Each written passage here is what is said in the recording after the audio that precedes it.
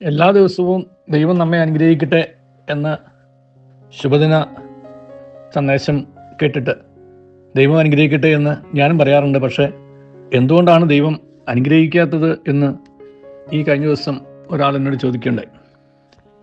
ഇതിനു മുമ്പ് പല പ്രാവശ്യം പലരും ചോദിച്ചിട്ടുള്ളതാണ്. വേറെ പലതരത്തിലാണെന്ന് മാത്രമേ ഉള്ളൂ. എന്തിനാണ് ഇടയ്ക്കിടയ്ക്ക് ഈ ദൈവത്തെ ഇങ്ങനെ ഓർമ്മിപ്പിക്കുന്നതെന്നൊക്കെ. ഭക്തകുചേല എന്ന ഒരു സിനിമയിൽ കമൂറ പുരുഷോത്തമൻ പാടിയ ഒരു പാട്ടുണ്ട്. ഈശ്വര ചിന്തയൊതന്നേ മനുജന് ശാശ്വതമേ ഉലകിൽ.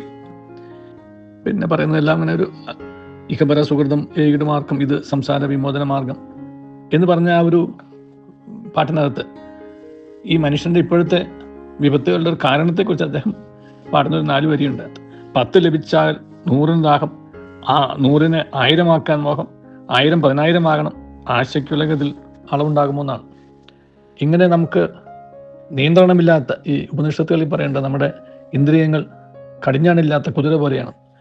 അപ്പോൾ ഇന്ദ്രിയ സുഖങ്ങളെ തേടിയുള്ള മനുഷ്യൻ്റെ യാത്രയിൽ ഇന്ദ്രിയങ്ങൾ നൽകിയ ദൈവത്തെ അവർ മറന്നുപോകും.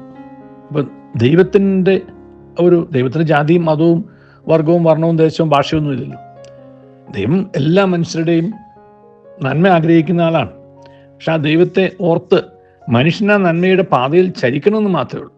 അപ്പോൾ ദൈവം അനുഗ്രഹിക്കാത്തതിൻ്റെ കാരണം ദൈവം ആഗ്രഹിക്കുന്ന പോലെ മനുഷ്യൻ നടക്കാത്തത് കൊണ്ടോ അല്ലെങ്കിൽ ദൈവത്തിൻ്റെ അനുഗ്രഹം ലഭിക്കേണ്ട വഴിയിൽ മനുഷ്യനാകാത്തത് കൊണ്ടാണ്. ചില കുട്ടികളെ നമ്മൾ കണ്ടു കാണും, ഈ പരീക്ഷ അടുക്കുന്ന സമയത്ത് വലിയ ഭക്തരായിട്ട് മാറും. രസകരമായ ഒരു അനുഭവം ഞാൻ ഓർക്കുന്നു. ഒരു കാര്യമായ ഈശ്വരവിശ്വാസമൊന്നും ഇല്ലാത്തൊരു കുട്ടി ഒരുപാട് വലിയ പരീക്ഷ എടുത്തപ്പോൾ ഒരുപാട് വലിയ തീവ്ര നേർച്ച കാഴ്ചകൾ നടത്തുന്നു. അപ്പം ഞാനൊരു ദിവസം തമാശയ്ക്ക് ആ കുട്ടിയോട് ചോദിച്ചപ്പോൾ ആ കുട്ടി എൻ്റെ അടുത്ത് പറഞ്ഞു, ഞാൻ പ്രാർത്ഥിച്ചത് മുഴുവൻ ഞാൻ കോപ്പി അടിക്കുന്നത് സാറ് കാണാതെ എന്നെ രക്ഷിക്കണമെന്നാണ്, അല്ലാതെ എനിക്ക് നല്ലോണം പരീക്ഷ എഴുതാൻ ദൈവം എന്നെ അനുഗ്രഹിക്കണമെന്നല്ല. അതിൻ്റെ കാരണം ചോദിച്ചപ്പോൾ ആ കുട്ടി പറഞ്ഞു, ഞാൻ പഠിക്കാതെ ദൈവത്തോട് പരീക്ഷ നന്നായിട്ട് എഴുതാൻ സഹായിക്കണമെന്ന് പറഞ്ഞ അർത്ഥമില്ലല്ലോ. അപ്പോൾ പിന്നെ എനിക്ക് ചോദിക്കാനുള്ളത്, ഞാൻ കോപ്പി അടിക്കുന്നത് ആരും പിടിക്കാതെ എന്നെ കാത്തോളുന്നത് മാത്രമേ ഉള്ളൂ.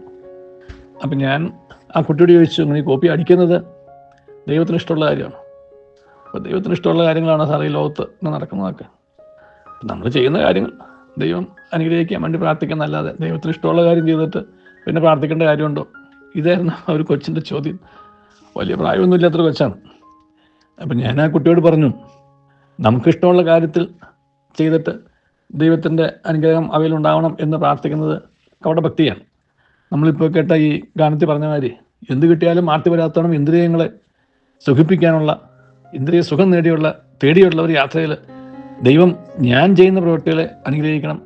അത് ദൈവത്തിന് ഇഷ്ടമാണോ അല്ലേ എന്നുള്ളതൊന്നും പ്രശ്നമല്ല. അവയെ അനുഗ്രഹിക്കണം എന്നുള്ളൊരു പൊയ്മുഖം, ഒരു കപടമുഖം, ഇതാണ് ഇന്നത്തെ മനുഷ്യൻ്റെ പ്രശ്നം. ഇത് കണ്ടിട്ടാണ് പലപ്പോഴും കുട്ടികളും വഴിതെറ്റി പോകുന്നത്. കുട്ടികൾക്ക് നമ്മുടെ കൈവിട്ട് പോകുന്നതിൻ്റെ കാരണം അത്, അവർക്ക് ഈ കാവട്യം പെട്ടെന്ന് തിരിച്ചറിയും. അപ്പം ആ ഒരു ജീവിത ശൈലിയിൽ ദൈവത്തിൻ്റെ അനുഗ്രഹം കിട്ടാത്തതിൻ്റെ കാരണം ദൈവത്തിൻ്റെ ഒരു പാതയിൽ അല്ലാത്തതുകൊണ്ടാണ്.